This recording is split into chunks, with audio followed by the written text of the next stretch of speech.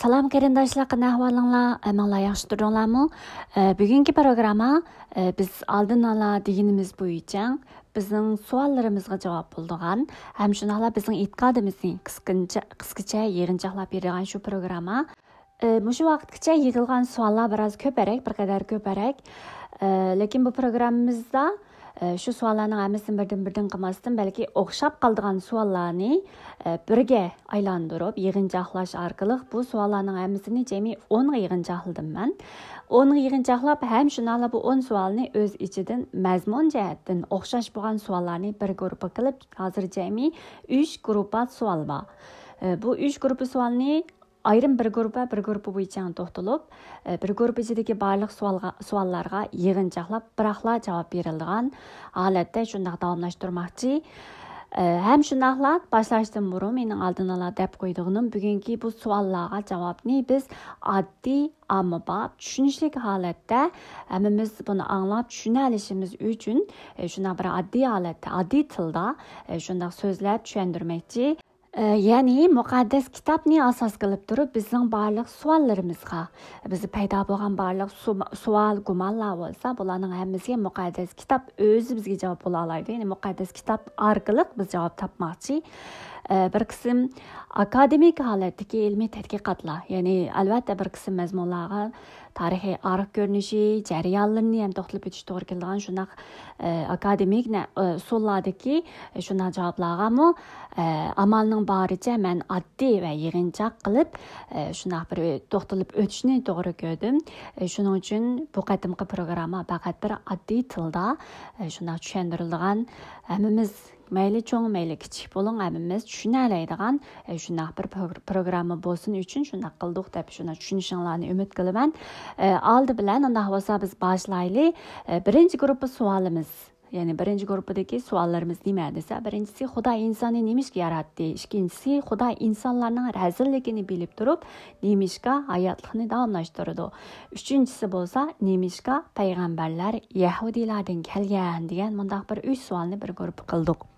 Xo'sh, unda bo'lsa mazmunimizga kelsak, biz avval bu savollarning javobini muqaddas kitobdagi berilgan shu so'zlar orqali biz topishimizga, tushunishimizga to'g'ri keldi. Eng oldi bilan biz Xudo insonni yaratgandiki, shu mazmunlar orqali biz shu Xudoning so'zlari orqali biz Xudoning insonni nima uchun yaratganligidagi shu maqsadni ko'rib olaymiz.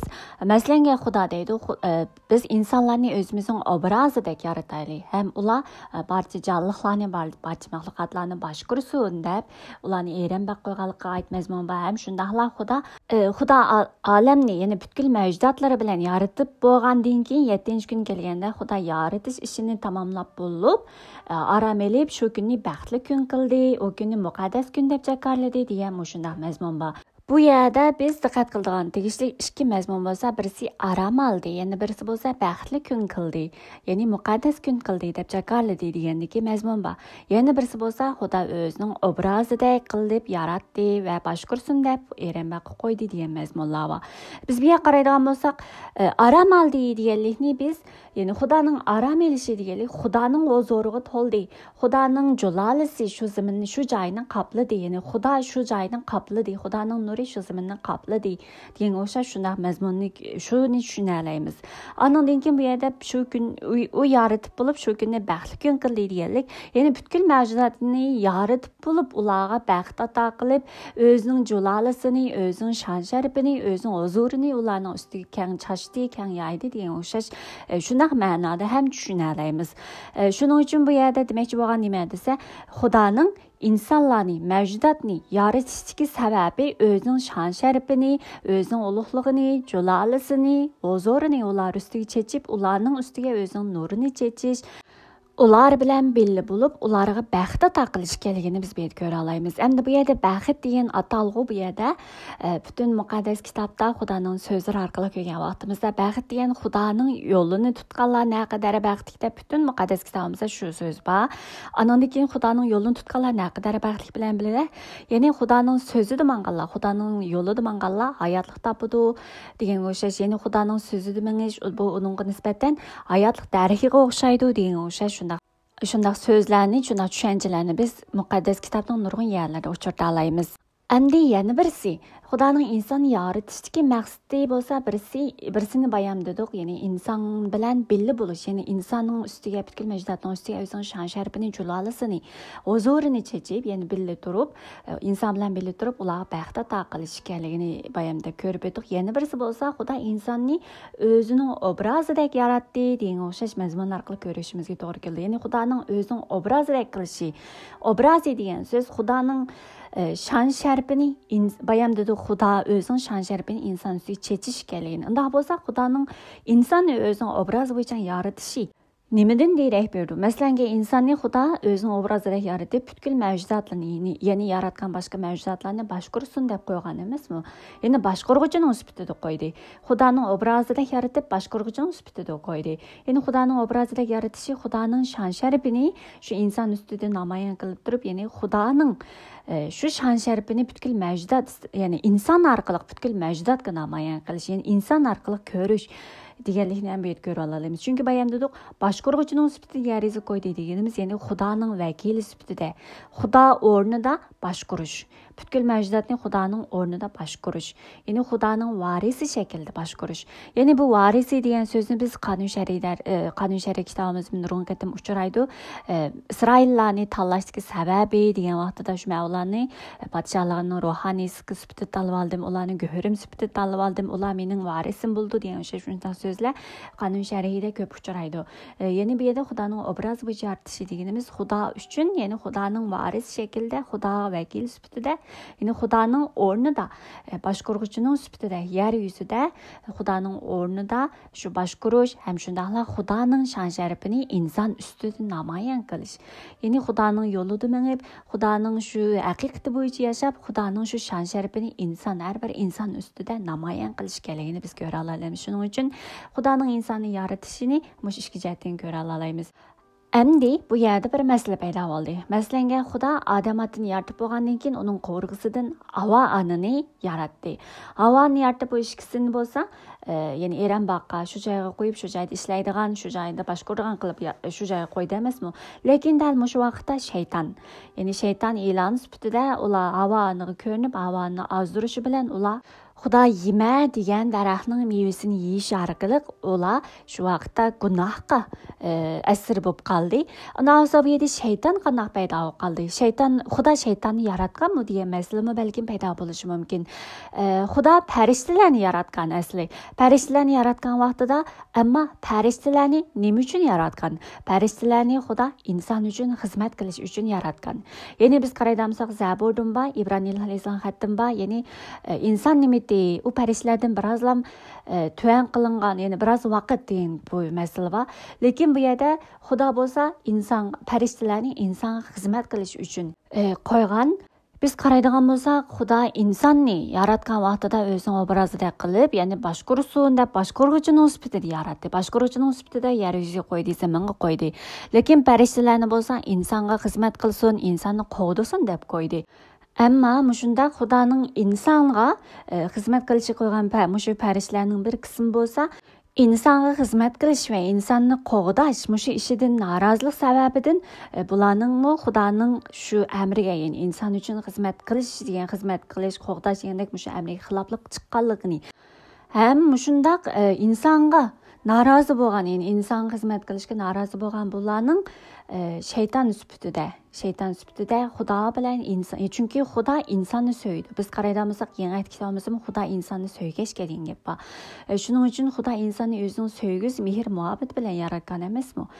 Xudo yaratgan shu insonlarning munosabatini har vaqt buzish, shu insonlarni har vaqt shu qorong'ulik, o'zi mahkum bo'lgan shu qorong'ulikqa insonni billa shu mahkum qilish uchun, shu qorong'ulikqa mahkum qilish uchun bu shaytonning izchil qandaq hiylagarlik, ozdirishlar bilan shunda xizmat qilayotganligini, ya'ni ozdirayotganligini, insonlarni har vaqt Xudodan ayirish uchun shunda bir hiyilasi bilan daim insonni ozdirishga etilib turganligini biz Qobilga aytgan Xudoning so'zidan tushuna olamiz. Ya'ni inisini Qobilni o'ltirgandan keyin Qobilga Xudo deydi emasmi? Ya'ni yomonlik qilsang, ya'ni gunoh Xuddi eshik oldida aytilmoqchi bo'lib turgan yovishga o'xshash seni vujudingni chirmab oldi. O seni o'z ichiga olmoqchi bo'lsa-mu, sen uni yengishing kerak. Ya'ni shaytonning ozurishlaridan, shaytonning shu nimalardan yengishing kerak dedi. Ya'ni Hazrat Iso deydi, bu vaqt ya'ni ilondek sezgur, kaptardek ho'shyor bo'linglar deb turib, har vaqt shaytonning hiylalaridan, har xil usullar, har xil ozurishlar orqali bizni tayildirgan. Biz qaraymiz, ko'na ahdida bo'lsa, tayilg'oq yo'l. Teyilg'oq yo'llar, ya'ni putlarimizning teyilib ketishidan saqlovchi Xudo degan o'sha shunday so'zlar ko'p uchraydi. Yangi ahdida bo'lsa, Hazrat Iso tar yo'l, tar eshik deydi.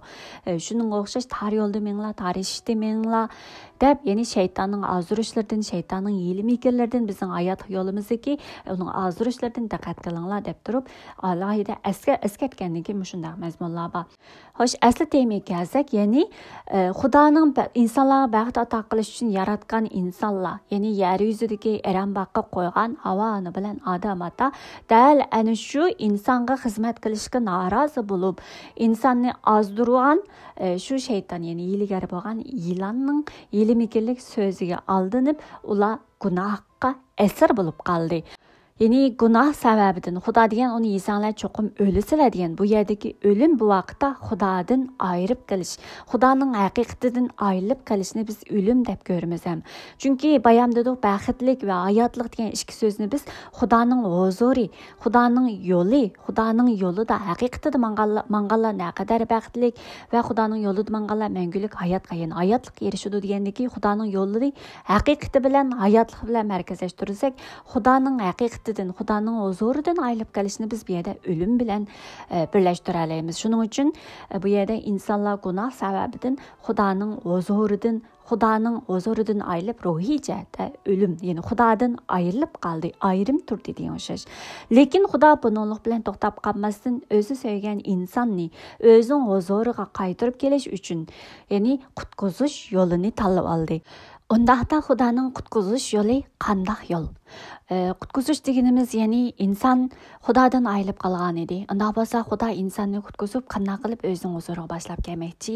Insonning shu gunoh masalasini, gunohkor shu insonniki shu gunohini qanday hal qilmoqchi degan vaqtimizda biz Xudo insonga bo'lgan sevgisi, shu mehr muhabbati bilan insonning shu gunohini, xatoliklarni yapmoqchi, kafarat qilmoqchi ekanligini biz Pan-Nasihatlar kitob orqali ko'ra olamiz. Undaq bo'lsa, Xudo insonni kechirib etishni xohlaydi. Xudo insonning gunohlarini kafarat qilishni xohlaydi. Ya'ni buning birinchi ifodasi nima desa, Xudo odam gunoh o'tkazgan odam ati bilan Havvoga hayvon terisidan ularga kiyim qilib kiygizib qo'ydi emasmi? Shunga o'xshash Xudo insonni kechirim qilishni xohlaydi. Xudo insonni kechirim qilib o'zining huzuriga boshlab kelishni xohlaydi. Lekin insonni to'xtamasdan Xudo shikoyat qildigan biri bor, u bo'lsa-mu shayton. Shayton Xudoning adilligi, adolati oldida insonning shunday gunohini, ham shunday Xudoning muqaddasligi oldida insonning shunday gunohini Xudo oldida izchil shikoyat qiladi. Xudoning silti muqaddaslidir, adillikdir, adolatdir. Ham shunday sevgi, mehr, muhabbatdir. Ammo shaytonning shu shikoyati oldida Xudo o'zining muqaddasligini qanday namoyon qilmoqchi? Xudoning muqaddasligi bo'lsa, uning adilligi, adolati, haqiqatini yurgizganda uning muqaddasligi namoyon bo'ladi. Xudo muqaddasligi bilan, adolati bilan shaytonni dozoqqa mahkum qilgan bo'lsa, undoq bo'lsa, shaytonning ozdirishiga ergishib gunoh o'tkazgan odam bilan Havvo, ya'ni inson uning oqibatining shaytonga o'xshash, ya'ni shaytonga o'xshash bo'lmasligi uchun biz bayonladik, Xudo o'zining sevgisi bilan, o'zining mehr muhabbati bilan, ham shundaqla o'zining muqaddasligi, odilligi, adolati bilan insonni qutqizish yo'lini tanlab olgan. Bu qutqizish yo'li qanday yo'l degan vaqtimizda dal Xudo o'zi adolati va mehr muhabbati biroqla namoyon bo'lgan yo'l qutqizish yo'li. Mushu yo'lni Xudo insonlarga namoyon qilish uchun, ham shaytonning to'xtamasdan shikoyat qilayotgan og'zini tuvoqlash uchun, allaburun tayyorlagan shu qutqizish yo'lini boshlash uchun Xudoning insonlar orasida qilgan xizmati nima desa, dal biz payg'ambar deb qaragan ana shu Xudoning yo'lida mang'uchilarni chaqirish.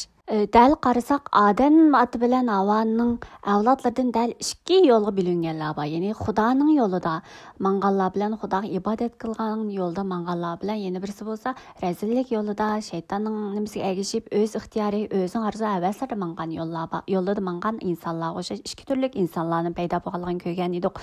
Endi Xudo insonning razilligini bilib turib, hayotlikni yo'qotmadimi? Bir qatim yo'qotdi.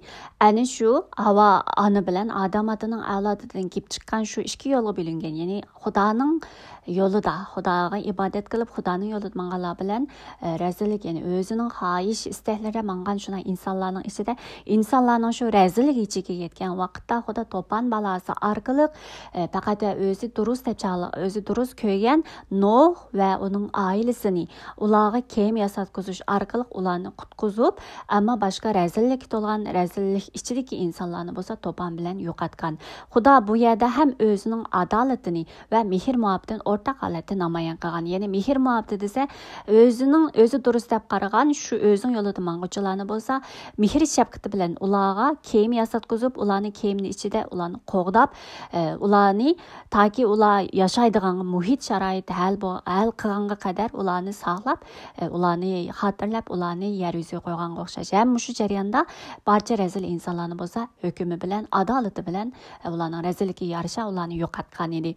Ham shundaqla Nuh va uning oilasini keyin tarqalgan insonlar bo'lsa, ularmu gunoh razillik sababidan ularning razil qilmishlarining chekiga yetganligini biz Babil Munara voqeasi orqali ko'ralaymiz degan edik.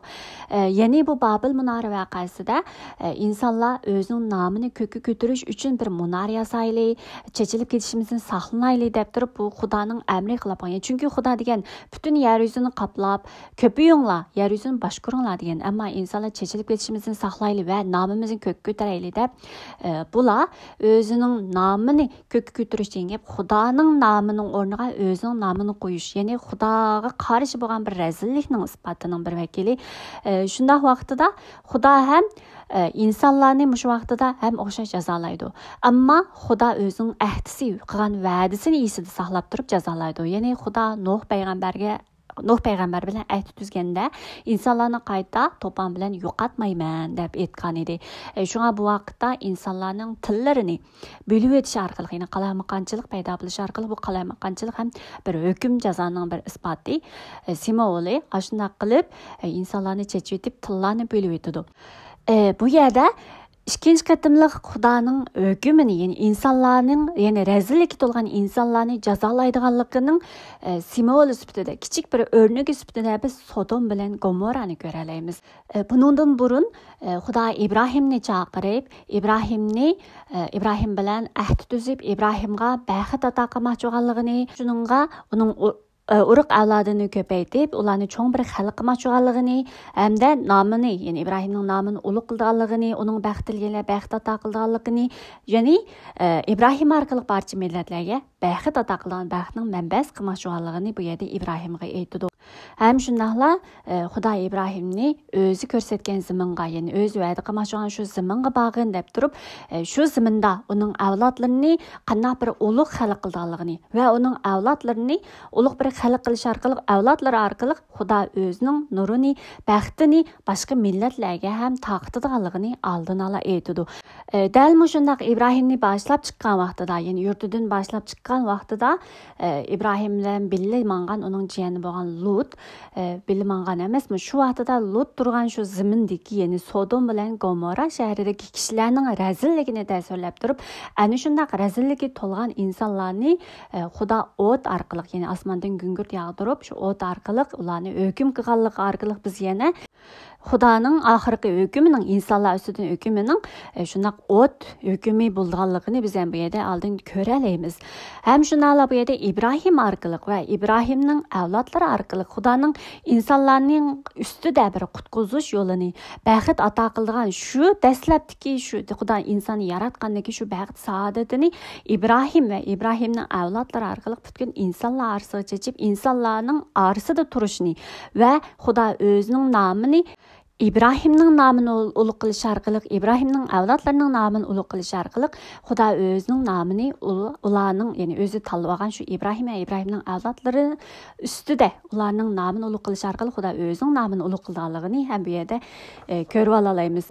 Shuning uchun Xudo mana shunday qutqizish plani bo'yicha izchil o'zining irodasi bo'yicha yurgizayotgan qutqizish yo'li ustida, irodasi ustida bo'lg'achqa Xudo insonlarni yer yuzini umumyuzlik yo'qotishning o'rniga, halok qilib etishning o'rniga orasidan bir insonni tanlash orqali u inson orqali butkul insonga baxt ato qilishni va shu inson orqali Xudo o'zining nomini yer yuziga chashmoqchi bo'lgan, yer yuziga taqatmoqchi bo'lgan. Xudo haqiqatini ana shu o'zi tanlab olgan shu İbrahim va uning avlodlari orqali yer yuzida o'zining haqiqatini yurgizib, o'zining nurini chechib, Xudoning qayta insonlar orasida turmoqchi bo'lganligini biz bu yerda ko'rib olamiz.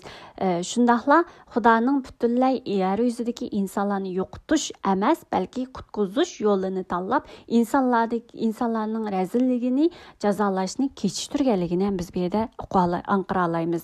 Endi Xudo İbrahimni tanlab, İbrahimga bergan va'dasi bo'yicha uning urug' avlodidan, ya'ni Xudo o'zi İbrahimning o'z pushtidan bo'lgan Ishoqni tanlab, Ishoqqa Xudo İbrahimga bergan shu va'dasini, shu ahdisini ulab bog'lashtirib va Ishoqdan keyin Ishoqning farzandi bo'lgan Yaqubni, ya'ni Ishoqning ikki o'g'lidan biri bo'lgan Yaqubni tanlab olib, İbrahim bilan tuzgan ahdisini İbrahimning o'g'li Ishoqqa bog'lab, Ishoq bilan ham bog'lab, Ishoqning ustidagi ahdini Ishoqning o'g'li bo'lgan Yaqub, ikki o'g'lidan biri bo'lgan Yaqubga tanlab, Yaqubga bog'lab, Yaqub orqali va uning avlodlari orqali ham Xudo o'ziga atalgan, o'zi tanlab olgan bir xalqni, ya'ni shu İbrahimning pushtidan, İbrahimning urug' avlodidan kelgan bir xalq bo'lgan, ya'ni shu İsroillarni Xudo o'ziga tanlab olgan, o'ziga atab olgan, o'zining podshohligining ruhoniysi qilib tanlab olgan xalq dal shu İsroillar. Ana shu sababdan, ya'ni barcha payg'ambarlar Yahudilardan, ya'ni shu İsroillardan kelganligini biz ham tushuna olamiz. Ya'ni bayam deganimizdek Xudo İsroillarni o'zining podshohligining ruhoniysi, o'zining mirosxo'ri sifatida tanlab olgan.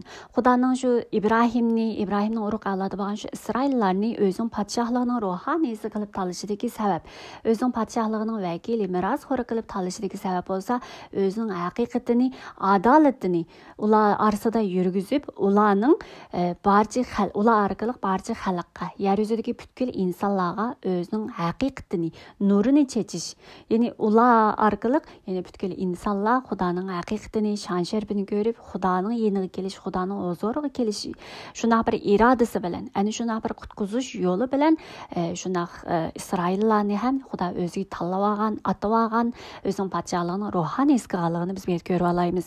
Ruhoniy degan gapni biz tushunamiz. Ruhoniy degan Xudoga atalgan, Xudoning xizmatini qildigan, Xudoning huzurida Xudoning xizmatini qilib, ya'ni insonlar bilan Xudoning orasida turib, Xudoning haqiqatini, Xudoning shu so'zlarini insonlarga uqtiradigan, ham shunday insonlarning iltijolarini, duolarini Xudoga ham duo qilib iltijolarini uqtiradigan, Xudo uchun duo qiladigan bir xizmat dal shu ruhoniylik xizmati, ya'ni Xudoning xizmatini qiladiganlar dal shu ruhoniylar. Bu orqali Xudoning ana shu butun İsroillarni bo'lsa, butkul yer yuzidagi xalqlarga Xudoning haqiqatini yetkazadigan, Xudoning haqiqatining nuri bo'lib, ularga Xudoning shon sharafini namoyon bo'lgan. Chunki bayamda Xudo insonlarni o'zining obrazida yaratishga sababi Xudo insonning ustida shon sharafini namoyon qilishdir emasmi? Ammo inson gunohi sababidan ana shu Xudoning shon sharafidan mahrum qolgan.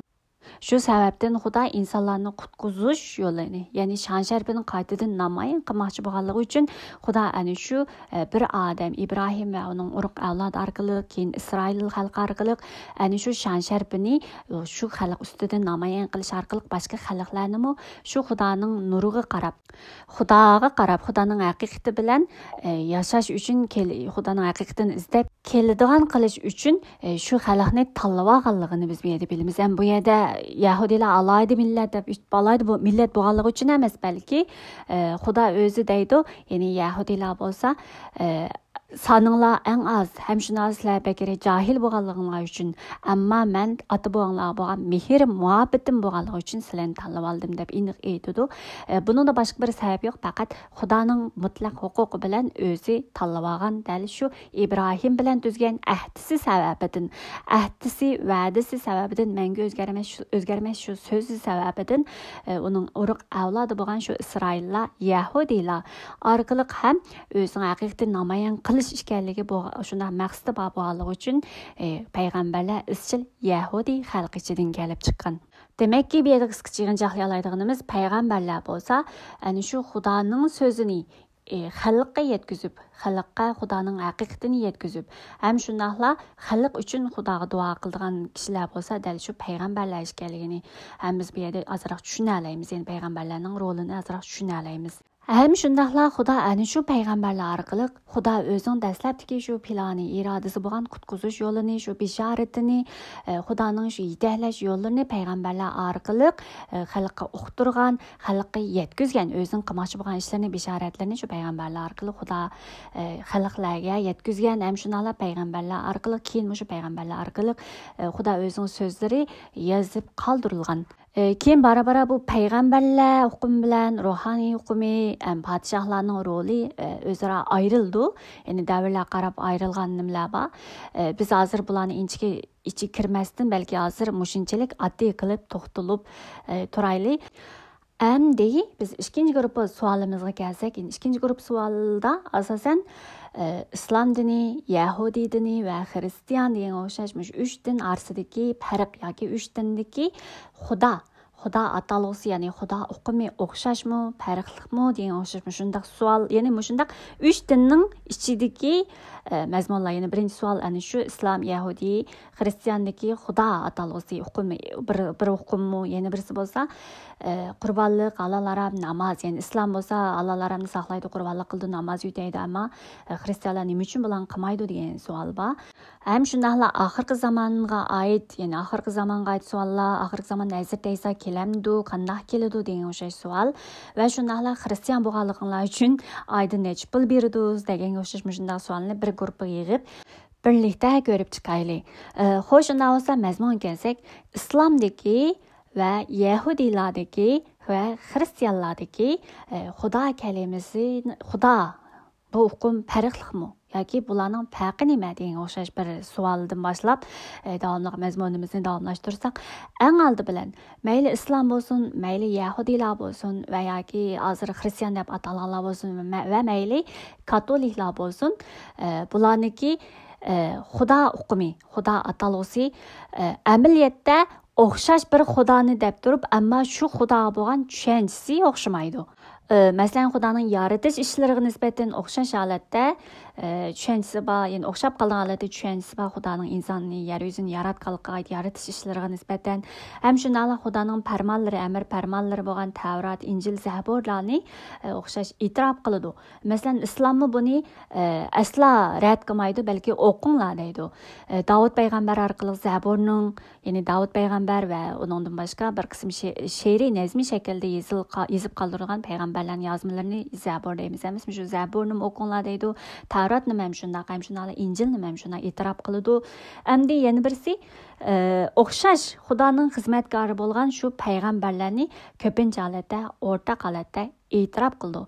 Albatta bu o'z ichidan yana ozroq farq bor. Masalan, islomdagi payg'ambarlarni tunutishi bilan bu yahudiylar bilan, xristianlar bilan katoliklarning muqaddas kitobidagi payg'ambarlarga bo'lgan tunutishi ozroq farqli qildi. Lekin bu yerda o'xshashliklar nima desa, Xudoning, ya'ni o'xshash bir Xudoning yaratish ishlariga bo'lgan shu o'xshash iymon etadi. Ham shunday Xudoning farmonlari, Xudoning so'zi bo'lgan Tavrat, Injil, Zabur deganlarni o'xshash e'tirof qiladi, ya'ni o'qish kerak deydi. Yana birisi bo'lsa o'xshash Xudoning xizmatkorlari bo'lgan shu payg'ambarlarni, ya'ni ko'pincha shu Ibrohimdan boshlangan barcha ko'proq payg'ambarlarni o'rtaq holatda e'tirof qilib, o'rtaq holatda ta'riflaydi.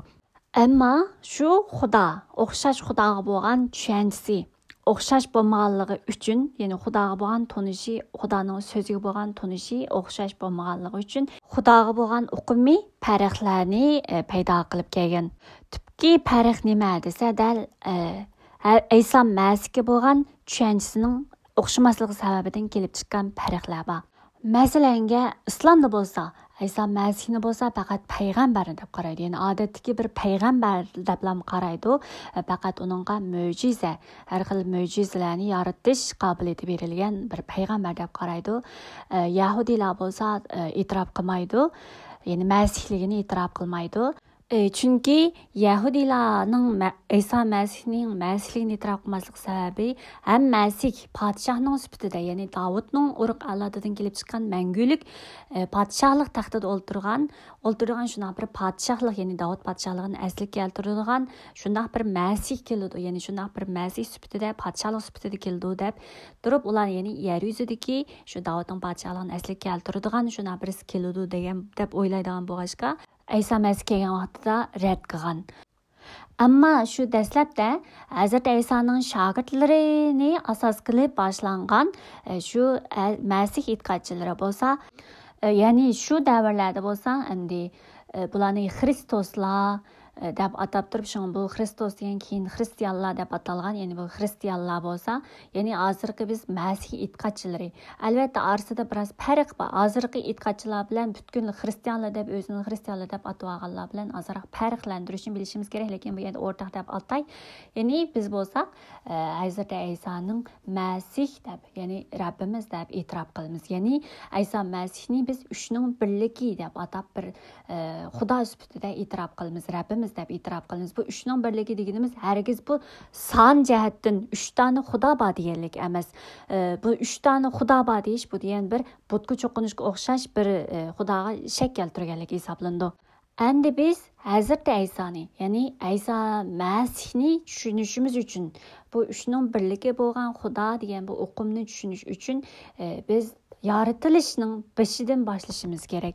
Ya'ni dastlabda hammadan burun Xudo olamni yaratdi degan vaqt, bu degan vaqt dunyosi boshlangan vaqt. Biz hozir mangulik bilan vaqt ikkisini farqlantirib tushunishimizga to'g'ri keldi. Ya'ni biz insonlar bo'lsak, vaqt ichida yashayapmiz, vaqt cheklimiz ichida yashayapmiz.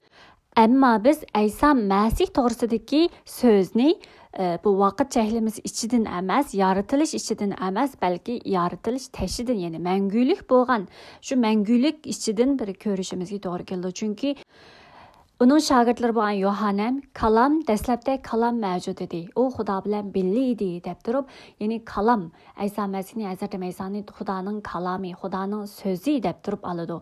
Ham shunala biz panda nasihatlar qaraydigan bo'lsak, Hazrat İsa'ni donolik sifatida ta'riflaydi. Ya'ni bu donolik shu Xudoning so'zi, Xudoning donoligi qatorida ta'riflaydi.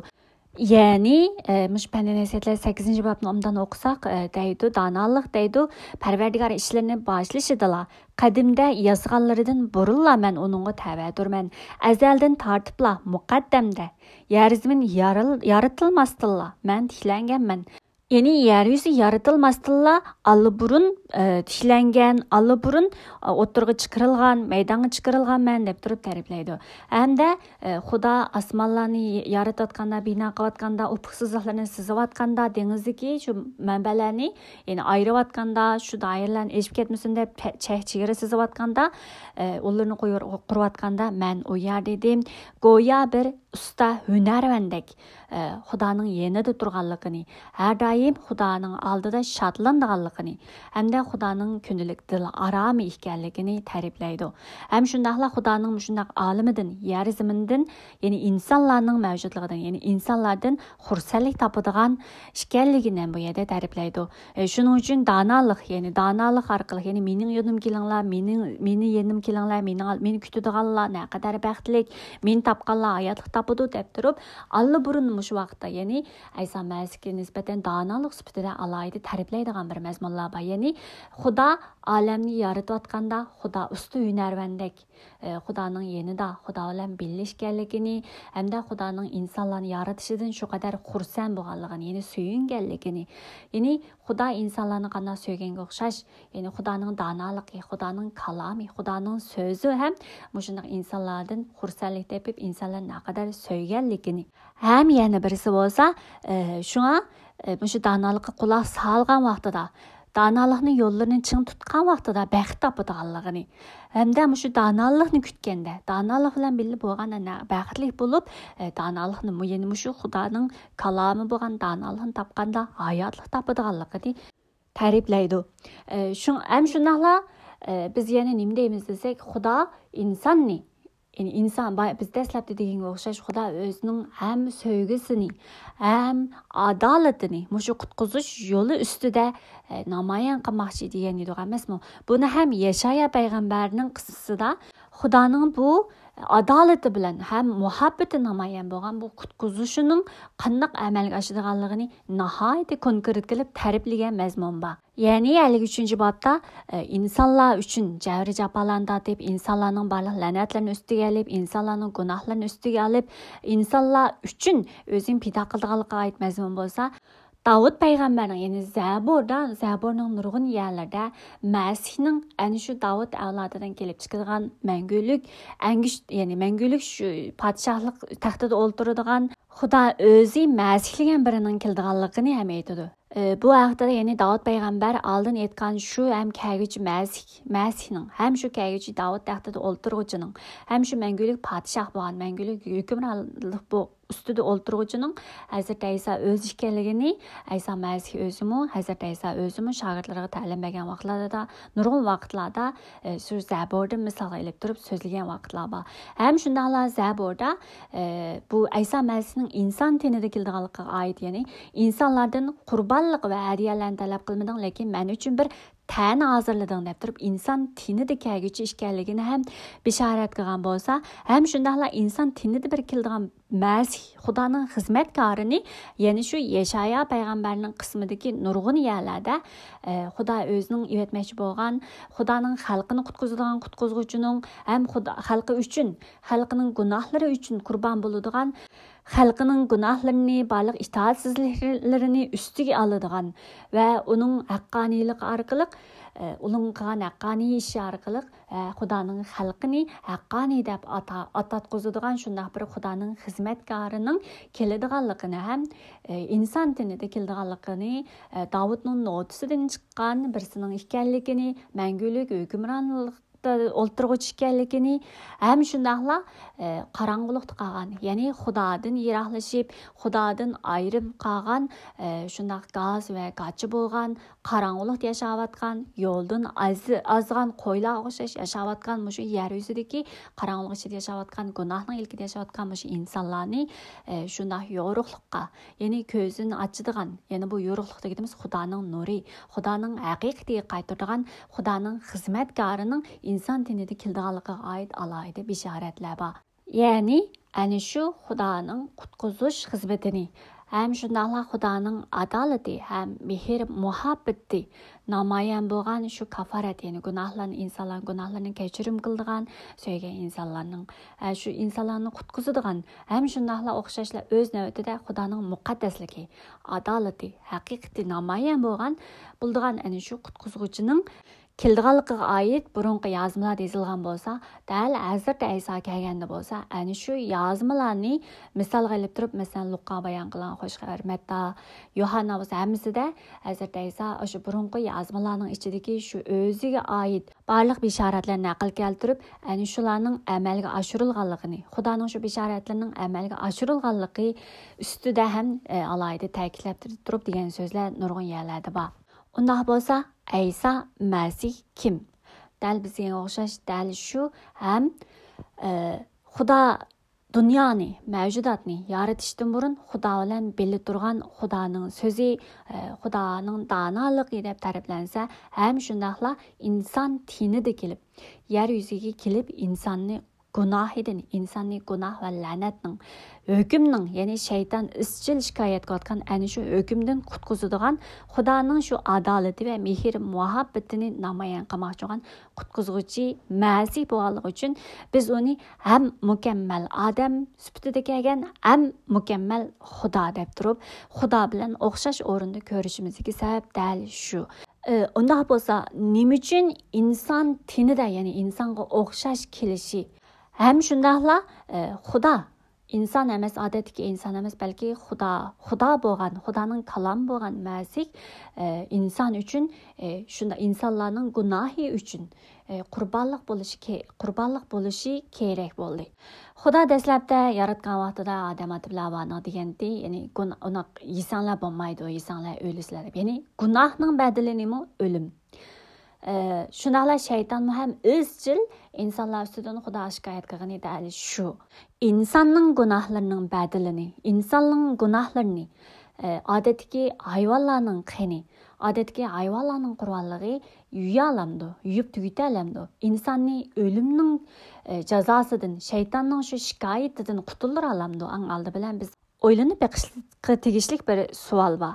Oldi bilan har bir inson gunohning badalini, o'zining qilgan barliq ishlarining badalini Xudo oldida öteydigan, ya'ni Xudoning oldida hisob berish kerak bo'ladi. Ya'ni gunoh sababidan Xudoning huzuridan qo'g'langan insonlarni Xudo qayta izlab berib ularga qo'yning, ya'ni hayvonning terisidan kiyim tikib ularga kiygizib qo'ydi. Ya'ni ularni qaytadan o'zining yo'liga boshlash uchun qutqizish yo'lini ochib berdi emasmi? Gunohning мәселесі hal bo'lgan qadar Xudo izchil insonlarni dal shu qurbonlik ya'ni qurbonliklarning qiyni orqali ularni qabul qilib keldi. Ammo inson tabiatidagi dal shu gunohkor tabiat, shu gunoh, ya'ni o'lim kelib borgan shu gunohning masalasi, tubki masalasi hal bo'lgani yo'q edi. Ham shundaqla shaytonning bu shikoyati, insonlarning shu gunoh ustidagi, shu qilgan xatolik gunohlar ustidagi bu shikoyati izchil to'xtab qolmasdan qanoatlanmagan edi. Xudoning ana shundaq inson tinida Aysa Masihni bu dunyoga evatishidagi tubki maqsad bo'lsa, dal insonni ana shu insonni tutib turgan o'limning nashtiridan, ham shundaqla gunohning ilkidan, ya'ni gunohni tub yiltizidan hal qilish uchun, ham shundaqla insonning shu gunohining badali bo'lgan o'limning shu jazosi bo'lgan o'limni dal shu Hazrati Ayso ustida, Ayso Masih ustiga yuklab turib, o'limning ishkanjasidan insonni qutuldirish uchun avatmoqchi bo'lgani dal Hazrati Aysodir.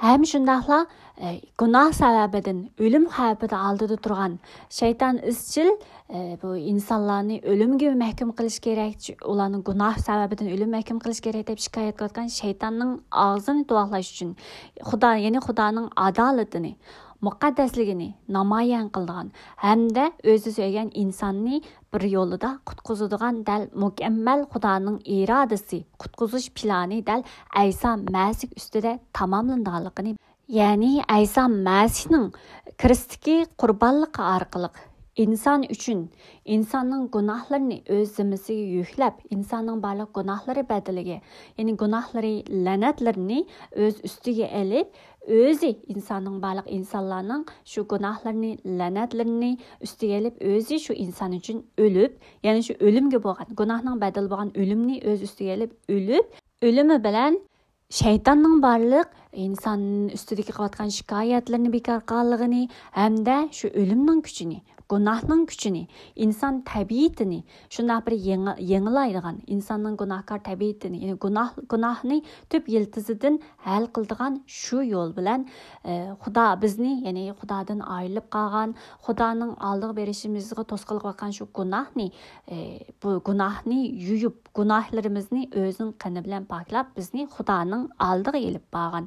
Ya'ni biz ana shu Hazrat Aysoning biz uchun qilgan shu Kristdagi o'limi, biz uchun amalga oshirgan shu haqqoniyligi, biz uchun amalga oshirgan bizning gunohlarimizni yuvgan, bizning gunohlarimizni o'z ustiga olib, bizning uchun qurbon bo'lganligiga bo'lgan iymon etishimiz bilan, ishonishimiz bilan, uning qilgan haqqoniy xizmati bilan, Xudoning bizni qutqizish ishining tamomlanganligiga bo'lgan ishonchimiz bilan, ya'ni shu Rabbning qilgan ishlariga bo'lgan iymonimiz, ishonchimiz bilan biz Xudoning yoniga, Xudoning oldiga bora olamiz. Hem Xudo shu Rabbning qini bilan bizning gunohlarimizni kechirganligini isbotlaydigan bir yo'l dal shu Ayso Masihning yo'li ekanligini biz ham tushuna olamiz. Ya'ni Hazrat Aysoning qini, Hazrat Aysoning biz uchun o'tgan shu badali, shu o'limi bilan biz tang bizning barliq la'natlarimiz, bizning barliq gunohlarimiz Hazrat Ayso bilan tang billa kirishqimoqlanib, billa o'lib ko'mildi deydi. Biz shuna ishimiz ham shundaqla Ayso Masih yangi tirilganda biz ham o'zimizni burunqi gunohkor tabiatda emas, balki shu yangi tirilgan, yangi bir tabiatdagi odam deb o'zimizni shundaq qilamiz. Hem shundaqla Hazrat Ayso arishga tirilib, arishga chiqishdan burun deydiki, ularga qo'g'dig'ichi bo'lgan muqaddas ruhni evatadiganligini aytgan. Ya'ni Hazrat Ayso deydiki, muqaddas ruh sizlarning vujudingizga tushganda, sizlar butun dunyo, butkul xalqlar mening guvohchim bo'lsizlar deb aytgan. Bu yerda guvohchi muqaddas ruh vujudingizga tushgan mening guvohchim bo'lsizlar deganda, bu yerda muqaddas ruhning qildig'ini nima? Birinchidan kishilar orasida, ya'ni kishilarning gunohkor ekanligiga, ham shundaqla Hazrat Aysoning haqqoniyligiga, ya'ni Hazrat Aysoning haqqoniylik xizmatini qilganligiga, ham shundaqla Xudoning haqqoniyligini haqiqatan amalga oshirganligi boshqa, oxirgi zamonda savol so'roqning bo'ldiganligiga insonlarni qoyil qildigan. Ya'ni Rab Aysoning haqqoniylik bilan amalga oshirgan shu haqqoniylik yo'liga guvohlik beradigan bo'lib, eng oldi bilan insonlarni, kishilarni o'zining gunohkor ekanligini tunutidi, anqiratqizidi, hamda Ayso Masihning haqqoniy ekanligini, hamda oxirgi zamonda savol so'roq bo'ldiganligini, shunda qalbidan uyg'otib qoyil qildiganligini, haqiqatga boshlaydigan muqaddas ruh kelgan, ya'ni haqiqatga boshlovchi deganlik, Xudoning haqiqatan anqiratqizib, haqiqat yo'llarini tunutib, Xudoning so'zlarini eslatgizib, bizga o'rgatadigan shundaq bir yordamchi ekanligini aytadi. Ya'ni muqaddas ruh bo'lsa, Xudoning so'zini bizga anqiratqizadi, Xudoning so'zini bizga o'rgatadi, ham shundaqla Xudoning barliq qilgan so'zlari, qilayotgan ishlarini va kelgusida bo'ladigan ishlarni bizga anqiratqizib, yetkazib, ham shundaqla Xudoni bizga cho'nqur tunutkizib, Xudoning ulug'ligini, Xudoning qilgan ishlarini, Rab Aysoning haqqoniyligini, bularni hammasini anqiratqizdigini dal bizning vujudimizga tushgan muqaddas ruh dal bizga shundaq ishlarni qildirib, anqiratqizib, o'rgatib, guvohchilik qildirib, Xudoning so'zlarini bizga anqiratqizib, Xudoning so'zlarini yetkazib va Xudoning haqiqiy yo'lini anqiratqizib, shu yo'lda mangadigan, qildigan, yetaklaydigan, bizning yo'limizni ochib beradigan dal vujudimizdagi muqaddas ruh ekanligini. Ya'ni biz Rabbning, Hazrat Ayso Masihning bizning uchun kelib, bizning gunohlarimizni, bizning la'natlarimizni, barliq nomussizliklarimizni hammasini o'z ustiga elib, bizning uchun kirishqimoqlanib, bizning uchun qurbon bo'lib, dafn bo'lib va o'limdan tirilib, mangulik hayotlikni bizga ato qilgan shu Ayso Masihning haqiqatan bizning uchun shu haqqoniylikni tamomlaganligini biz e'tirof qilgan vaqtimizda, ana shu Rabbni biz Rabbim deb e'tirof qilgan vaqtimizda dal shu muqaddas ruh bizning vujudimizga to'ladi va muqaddas ruh orqali biz Xudoning barliq qilgan ishlarini tushuna olamiz, qaralaymiz. Yana birisi Ayso Masih biz barcha bishoratlarning tamomlanishi degan o'xshash, ya'ni Davud podshohning urug' avlodidan bo'lgan mangulik podshohlik angushtini tutquchi, mangulik hukmron, mangulik podshoh bo'lg'uchi sifatida kelguchi deb biz e'tirof shu bishoratlarning hammasi Ayso Masih ustida namoyon bo'lgan, tamomlanganga o'xshash. Ayso Masihni bizning beshimiz qilib hamda butkul kuchlar va dushman va shayton hammani Ayso Masihning tizi, oyog'i ostida tulluq tiz pishtirish uchun Ayso Masihni bizning beshimiz qilib, butkul mavjudotning ham beshi qilib, butkul mavjudot uning nomi ostida, uning ostida bu dunyodagi va shundaqla u dunyodagi butkul mavjudotni, ham shundaqla koinotdagi barliq mavjudotni Ayso Masihning oyog'ida tiz pishtirmoqchi bo'lganligi uchun biz ham bizning beshimiz bo'lgan, podshoyimiz bo'lgan shu Rabbning nomi ostida, nomi bilan qutqizilish ishini to'liq vujudga chiqarish uchun biz shunga Rabbning nomi bilan duo qilamiz. Ya'ni garchi hozir yer yuzida Ayso Masih shayton bo'lgan hukmini qilgan bilan yenilam hozir shaytonning kuchi bor, ya'ni insonni ozdiradigan, insonni qarangla boshlaydigan shu nimasini davomlashtiryotidi. Ammo Ayso Masihga o'xshash duo qilgan deydi emasmi? Arishga podshohlikning arishidagi yer yuzida to'liq namoyon bo'lgan deganga o'xshash. Garchi Rabbning podshohligi yer yuzida, ya'ni uning shogirdlari va Rabbga ishongan, Rabb tanlab olgan xalqi ustida, ya'ni o'zining yangi ahdisining ijrochilari bo'lgan xalqlari, ya'ni biz Masihga o'ziga e'tiqod qilib, Masih yo'lida mangan xizmatkorlar ustida o'zining shon sharafini namoyon qilgan bilan buni oxir zamonda Rab o'zi kelgan vaqtida tamomlaydi. Ya'ni shu vaqtida bizning tinimiz ham Rabning tiniga o'xshash mangulik bir tanga aylanganligini, mangulik tanni bizga ato qilganligini biz ham bu yerda bila olamiz. Shuningdek, Hazrati Ayso ham Kiriski mıxlanıp, ölüp dəfn qılınıb 3-cü gün qaytarilgandan keyin shu tirilgandagi tini bilan arishda Xudoning o'ng tarafida o'ltirmoqchi. Ham shunaqla oxirgi zamonda shu vaqtida tirilganda qandoq osmon ko'tarilgan bo'lsa, dal shunday holatda qaytib kelib, yer yuzini, ya'ni butkul mavjudotni, ya'ni shaytonning kendinden ergeçken barcha yamanlıqның güçlerini to'liq holatda yo'qotib, dal shu vaqtda hukm so'roq qiluvchi model Hazrati Aysodir. Buni vahiylar qismida alayda ko'rib o'talaymiz, ya'ni Yahudadan kelgan shir, ya'ni shu Xudoning qo'zisining dal shu hukm so'roq qog'ozini ochadiganligini, ya'ni hukm qiluvchi, so'roq qiluvchining dal Hazrati Ayso ekanligini ham dal shu vahiylar qismi orqali biz ko'ra olamiz. Endi oxirgi zaman qachon keldi desa, oxirgi zamonning qachon keldigini biz bilmaymiz. Ya'ni Xudodan boshqa hech kim bilmaydi desa ham bo'ldi. Ammo alomatlar haqida muqaddas kitobda jiq alomatlar bor. Albatta insonlar o'zaro mehr muhabbat so'ydi. Ham shunaqla tavrash, jang degan o'xshash, ham shunaqla nurg'un oxirida nurg'un yolg'on payg'ambarlar yer yuziga keldi, nurg'unlar hatto Ayso Masih sifatida kelib, mana men bu yerda deb turib, hozirda Allohim kelib chiqdi degan o'xshash nurg'un alomatlar bor.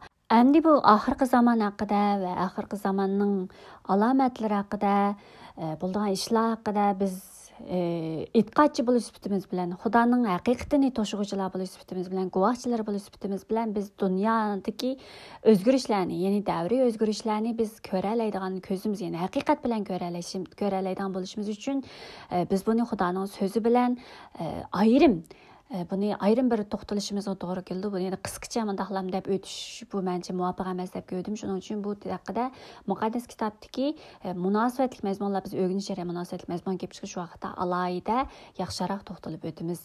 Endi oxirgi bir guruhdagi savol bo'lsa, muqaddas kitob o'zgartirilib etilganmi va Barnaba Injilda Muhammad alayhissalom haqida bishoratlar bo'lgan, ya'ni Muhammad alayhissalom haqida bishoratlar bor, sizlar nima bunga ishonmaysizlar, xristian bo'lganliginglar uchun nech pul berdi degan o'xshash shu savollarga yig'inchoq bir javob berib o'tay. Oldi bilan deydig'ini muqaddas kitob deganda biz Xudoning so'zi deymiz.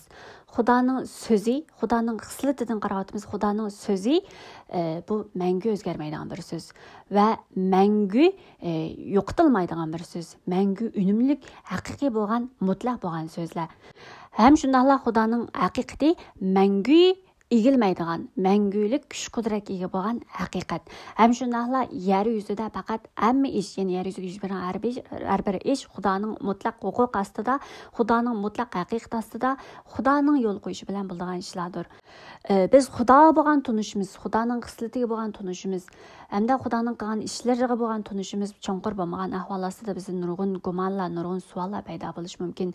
Shuning uchun biz avval Xudoning mushu qilgan ishlarini, Xudoning o'zining so'zlarini saqlab, yetkazib kelganligini biz tushunishimizga to'g'ri keldi.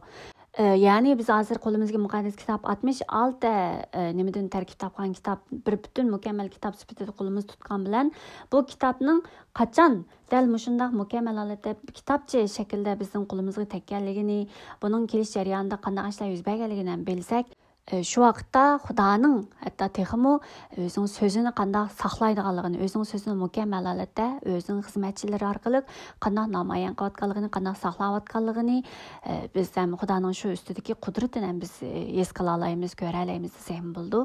Xudoni texmo tuna olamiz, Xudoning xislatini, mangu o'zgarmas so'zini texmo tushuna olamiz deb qarayman.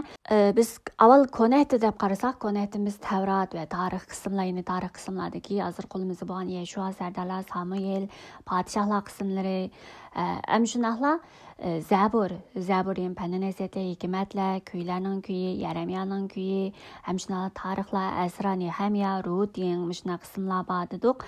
Ona bo'lsa bu kitoblar qanday jarayonlarni boshdan kechirish orqali shunday bir mukammal konehtining qism bo'lib tuzildi degan vaqtimizda biz bilamiz Musa payg'ambar orqali Tavrat tushirilgan. Ham keyin Xudoning bu so'zlari bo'lsa terilarga yozib qoldirilgan. Ham biz o'sha qonun shariy Tavratni o'qigan vaqtimizda podshoh bo'lsin, ayrim ko'chirilib, yani Tavratning so'zlari ko'chirilib, podshohning karitining beshida saqlansin, podshoh har kun o'qib shu Xudoning so'zi bilan hukmronlik qilsin, Xudoning so'zi bo'yicha ish qilsin, yani o'sha so'zlar bor. Әмді бұл конәктің яны мұшы Тәврат білән тарих қысымыр, яны Ешуа дегеніміз Мұса пайғамбар идейләп, Мұса пайғамбар Иорданның бұл тәрбідегі яны қанан зімінің кірмеген әмес, мұшы вақыт Ешуа башлап керен, шу Ешуадан башлап, таки Miladiden burunqi 1400 yildan 6 asrgacha bo'lgan, ya'ni surgungacha bo'lgan tarix, mushunchalik jarayondagi vaqtlarning qismlari, mushu Tavrat va tarix qismlari orqali ismlari ichiga olgan bo'lib, bu kitoblar, ya'ni surgundagi vaqtda, ya'ni Isroillar Shimoliy Isroiliya va Janubiy Yahuda deb ikki podshohlik ayrilgandan keyin, bu podshohlik davri bir mazgil surgandan keyin Shimoliy Isroiliya mu Asurlarga ostidagi Yahuda bo'lsa Babilon tarafidan shundan surgun qilingan vaqtlar bor. Shu surgun vaqtida mushu Tavrat ustozlari Rabbiylar, Tavrat ustozlari, ya'ni Xudoning xizmatini qiluvchilar, mushu Xudoning so'zini o'rgatadigan mushu Tavrat ustozlari tarafidan mushu surgundagi vaqtida radlanib, yezilib, mushlar radlanib bitib chiqildi. Buni hatto mushu muqaddas kitobning Luqa bayon qilgan Qo'shqari 24 va 44 oyat qarasaqmi, mushu vaqtida allaburun mushlarning kitob qilib yezilib bo'lganligini, xalqlar allaburun Xudoning mush so'zlaridan xabardor bo'lgan, bu kitoblardan xabardor ekanligini aniq aytdi. Endi bu Zabur, ya'ni Zaburdagi shu bayon degan o'xshash bu qismlar bo'lsa, allaburun chunki Davud alayhissalom, yani Davud podshohning nimalari va Zaburning ichida Musa payg'ambarning she'rlari va hatto Sulaymonning yozgan nimalari va hatto Davud podshoh hukmronlik surgan vaqtida, shu vaqtida nazmichilar, Xudoni madihlaydigan, shu she'r nimalar vakillik qilgan bir nimalar bo'lgan emasmi? Jamoatlar, shu jamoatlarning she'rlari bor degan o'xshash. Bular allaburun surgundan burundan boshlab yozilgan bo'lib, radlanayotgan bo'lib, hatto surgundan keyingacha biz Zaburni o'qisak, Zaburning eng oxirgi oyatlar bo'lsa, surgundan keyin ular qanday chiqib Yerusalimga borgan vaqtlari, xo'shalliklari ifodalangan shunday Xudoni madihlaydigan she'rlar bor. Shu vaqtlarda eng oxirida shunday rasmiy holatda radlanib, mushu Yahudiy ya'ni mushu Tavrat ustozlari tarafidan tuzilib, radlanib, allaburun xalqlarga Xudoning so'zi sifatida jakarlanganligi ma'lum. Ya'ni hozirgi bizning qo'limizdagi mushu konahda bo'lsa, milodidan keyingi Rabbi Isodan keyingi mushu 90-yillarda echilgan bir namoyon yig'ini deb bor. Shu vaqtida kona ahdi kirgizilgan mushu hozir bizning qo'limizdagi kitoblar qismlari eng oxirgi holatda radlanib, tuzilib, e'tirof qilingan. Hamda konahtining hamda manuskript, ya'ni qo'lyozma, qadimiy qo'lyozma shaklidagi tepilgan shuna yozmalar bor. Buningda Penikiya yozmadagi deb, ya'ni buni qadimgi ibrancha yoziq shaklida desam bo'ldi. Ya'ni milodidan burungi 300-yillardagi teriga yozilgan shu yozma hamda Qumlan o'ngirida tepilgan milodidan burungi 2-asrga tava ibranicha yoziq nusxalari va shuning tava nusxalar va ham shunala bu Qumlan o'ngiridan tepilganlari Masura nusxasi va 70 kishilik nusxa. Bu 70 kishilik nusxa deganimiz Isroillar surgun bo'lib chechitilib, keyin bu Yunan greklarning nimasida turdi emasmi? Shu vaqtida grekchaga tarjima qilingan diasporadagi shu Isroillar, ya'ni Misrda buni 72 kishi yig'ilib shu tarjima qilgan, ya'ni grekcha nusxasini biz 70 kishilik nusxa deb ataymiz. Ya'ni birisi Samariya Tavrat, ya'ni Samariya Tavrat nusxasi deganimiz shu Samariyadagi, ya'ni Shimoliy Isroiliyada shu xalq uchun yozilgan shu Samariya nusxasi degan o'xshash shu bir qancha nusxalari Qumlan o'ngiridan 1947-yilda tepilgan.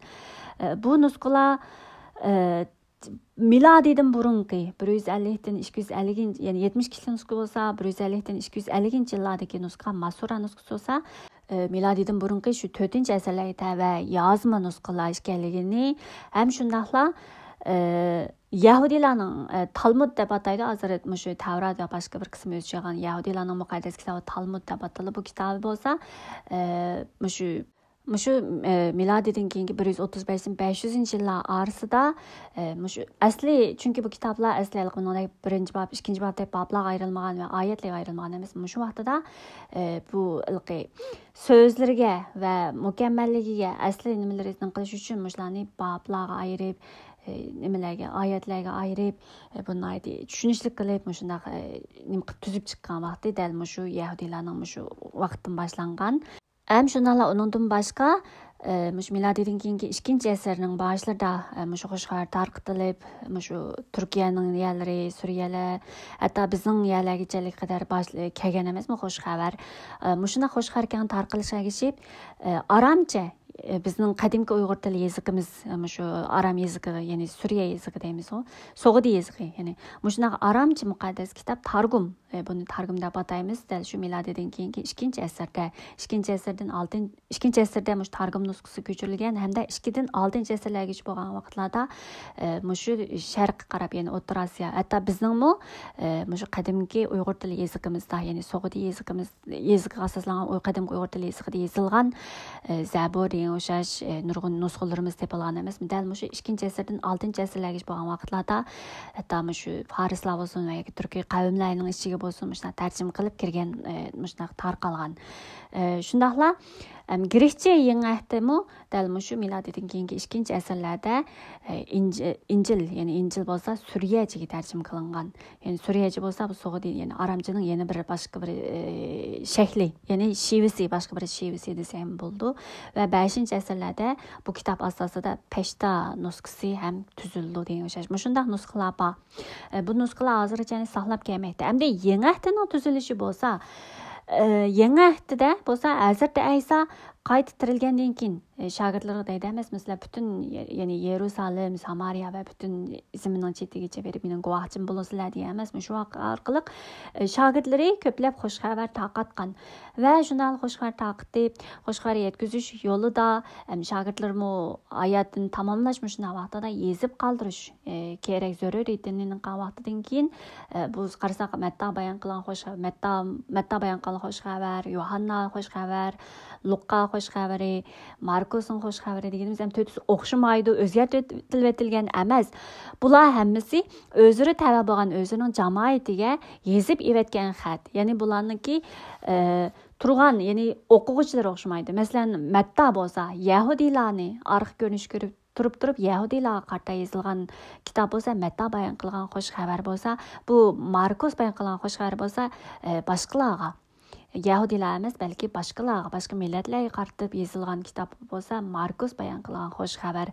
Endi bu Luqami biz qaraydigan bo'lsak, hatto kimga yozilganligini, qanday jarayonlarning qanlari, shunga o'xshash buning biz maydoni turib maydonni, qaysi maydonda turib kimga yozganimizni qarab azroq tartibi bunlarda azroq farq qilgan bilan bular hargiz o'zgartirilgan deb qarashga bo'lmaydi. Xush xabar to'tisi qarab to'tisi o'xshamaydi deganlik emas.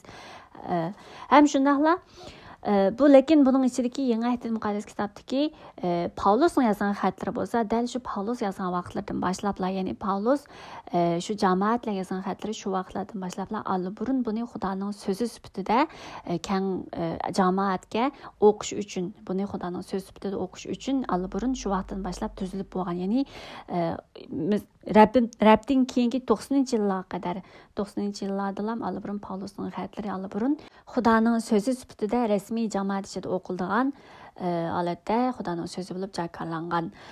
Endi bu muqaddas yangi ahdidagi tuzilish mashina bo'lib, bu yangi ahda va kona ahda bo'lsin, bular ya'ni yangi ahdidagi xush xabarni bayam dedi Barnaba İncili, yani bir yangidan chiqayotgan nimalar bor. Yana bundan boshqa yana nurg'un yozmalar bor. Tomasning yozmalari degan o'xshash, yana boshqa turli keladi.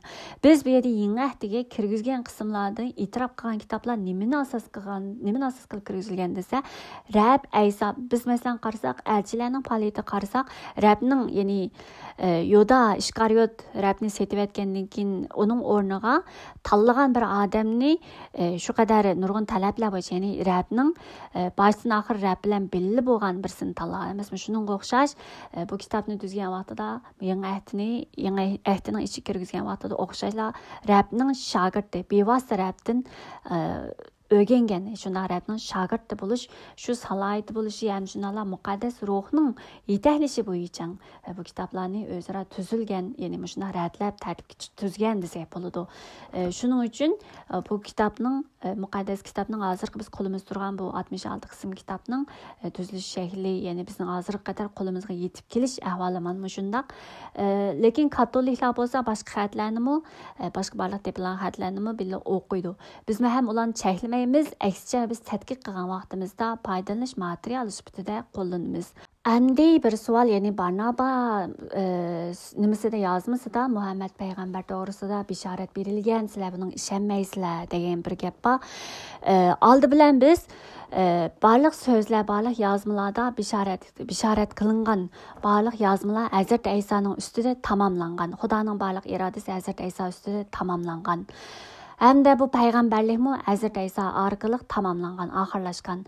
Hamda Hazrat Aysoning va'da bergani, Hazrat Ayso arish chiqishdan burun va'da bergani faqat muqaddas ruhning kelib bizning vujudimizga tushgan, ya'ni muqaddas ruhni avatadigan haqida va'da bergan. Xudoning eng oxirgi va'dasi dal muqaddas ruh edi. Ham Hazrat Ayso arish ko'tarilgandan keyin, ya'ni o'tib ketish, ya'ni elchilarga mush elchilar faoliyatini o'qisanglar, mush 50 kuni ularning vujudiga tushganligiga oid mazmun bor. Dal shuning bilan muqaddas ruh haqidagi Ayso Masihning va'dasi ham bu yerda tamomlandi.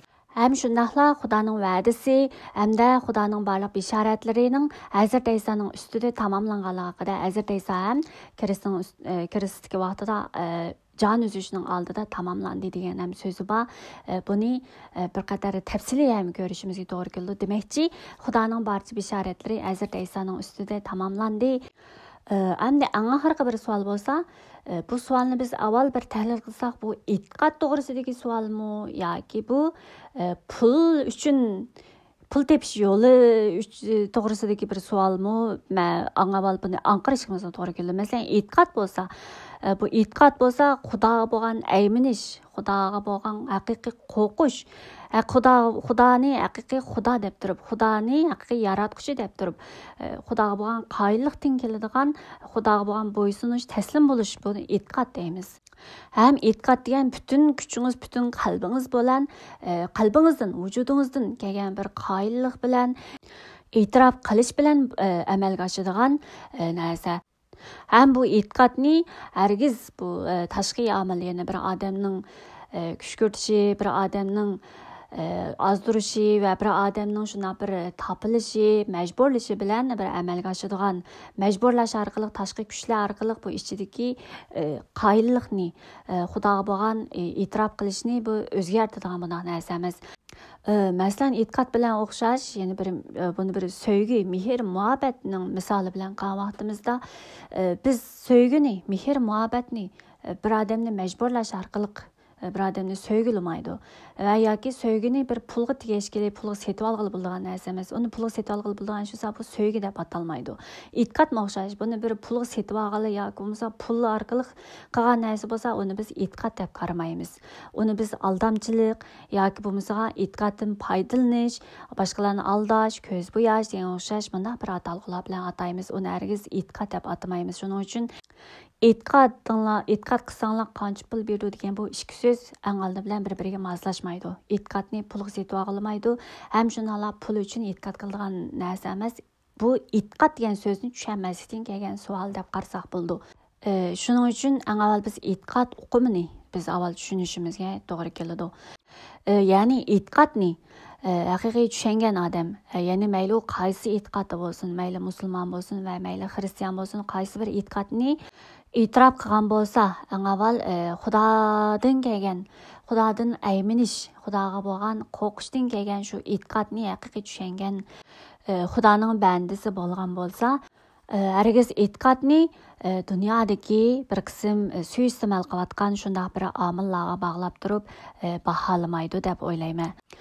Yana birisi, bu e'tiqodni kim qanday e'tiqodda bo'lgan bo'lsa, boshqalarning e'tiqod ustidan hukm qilish bizning vazifamiz emas, balki buni faqat va faqat Xudolar Her bir adamның qalbini күзіп тұрғыжы, тәкшіреп тұрғыжы Xudala her bir adam üstüdün hüküm çıkaralaydı. Bunu biz yeryüzüde yaşavatkan bende, Xudanın kulu bolğan böyle insanlar, yaratılgan insanlar özara bir-birimizni ondaq itiqatda, bundaq itiqatda, ondaq qildi, bundaq qildi da bir-birimizning itiqadımız və ya ki hayat yollarımız üstüde biz bahalab, qılab kitamayımız. Hem şundaqla özünün turmuşu üçün, özünün mənfəti, özünün nə faydası üçün və ya ki pul üçün yaxşı adam məyli qaysı itiqadı bolsun, bir ularning kayniga kirib, ulardan pul öndürüş, nəb tepiş üçün ularning arası kirgan bolsa, bu hərgiz bir itiqad üçün kirganlik yoki itiqadın almashtirganlik hisoblanmaydi. Bu faqat özünün nəfsini, özünün şu aşköz nəfsini qandırış üçün qilgan özünün bir yamanlıq yolu da işkanligini isbatlaydı. Şunun üçün bu itiqad bilan bu nəb payda pul üçün qilgan budan hemen ikisi bir-biriga zidlik deb qarayman. Ma'qul qarindoshlar, bugungi mezmun bək uzarab ketdi. Hem shunala men izchil to'xtamasdan bularning qan boshqa arada ba'zan mezmunlar tushib qapti. Tushib qolgan mezmunlar borki, hozir o'ylasam buni yana to'liqlay desam, yana uzarab ketgan bo'lib qoldi. Biz bunday savollarni davomliq shunday elib borsak bo'ldi. Bugungi mezmunlar sizlarning savollaringizga, ichinglardagi gumonlaringizga javob oldim bilmadim. Agarchanda yanami qiziqib so'rmoqchi bo'lgan savollaringiz bo'lsa, men qachonli bo'lsa qoldirib qo'ysanglar bo'ldi. Va bir qism ayrim cho'nqur savollarni va ayrim to'xtalib munozara elib olsakmi bo'ladi. Ma'qul hamsa qarindoshlar, bugungi mezmun mushagicha bo'lsin.